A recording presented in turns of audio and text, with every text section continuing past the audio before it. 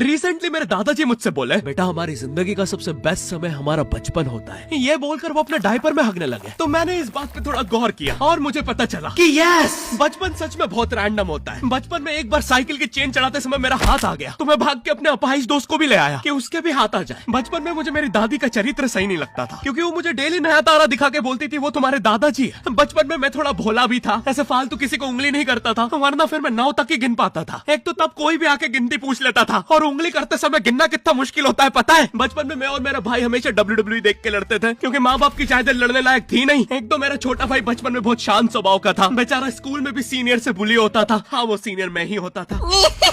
एक बार मुझसे बोलता, भैया डॉक्टर बनना मेरा सपना है। तो मैंने उसे नीट की बुक्स ला दी, तो अब वो उसका पूरा सपना बन गया। अब वो डॉक्टर गेम में भी बीमार ही बनता है, और बवासीर पीछे होती है। चिंटू, बुक्स नहीं पढ़ रहा है तू? एक बार बेचारा बिस्तर पे गिर के रोने लग गया, तो सब बोलने लग गए कुछ नहीं हुआ, चींटी मर गई, चींटी मर गई। मैं यहाँ सोच रहा हूँ फिर अभी तक हम चींटियों वाले बिस्तर पे क्यों सो रहे थे? हाँ, घर में सबकी पीठ पे ददोड़े हो रखे हैं। हाँ, ये नहीं गिरता तो हमें तो पता ही नहीं चलता बिस्तर पे चींटियां हैं। हम तो सोए जा रहे हैं चींटियों वाले बिस्तर पे। और स्कूल में जब भी ये छोटे भाई पैंट में हक देते हैं, तो बड़े भाई को क्यों बुलाया जाता है? पता है कितनी घनघोर बेइज्जती होती है पूरी क्लास के सामने, और बुलाते भी इतने सस्पेंस है, वो देख के बड़े भाई का हगना निकल जाता है। ऐसे 2 छोटे बच्चे स्लो मोशन में भाग के आ रहे हैं। हाँ, वो उनकी नॉर्मल स्पीड है।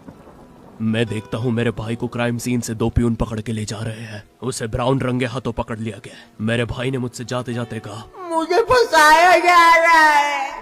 मुझे पता था इस लेंडे के पीछे की कहानी इतनी सिंपल नहीं हो सकती। कड़ी तहकीकात के बाद मुझे पता चला इस लेंडे के पीछे बड़े बड़े पॉलिटिशियंस, गैंग लीडर्स और माफिया इन्वॉल्व है। मेरा भाई सही कह रहा था, ये उसका लेंडा नहीं है। हैंड्स अप पीटी टीचर, तो वो लेंडा तुम्हारा था। तो तुम्हें पता चल ही गया, तुम मुझे कभी नहीं पकड़ सकते। रुको, भाग गया। जाने दो उसे बेटा, हमने पीटी टीचर के बड़े भाई को बुला लिया है वो लेंडा उठाने।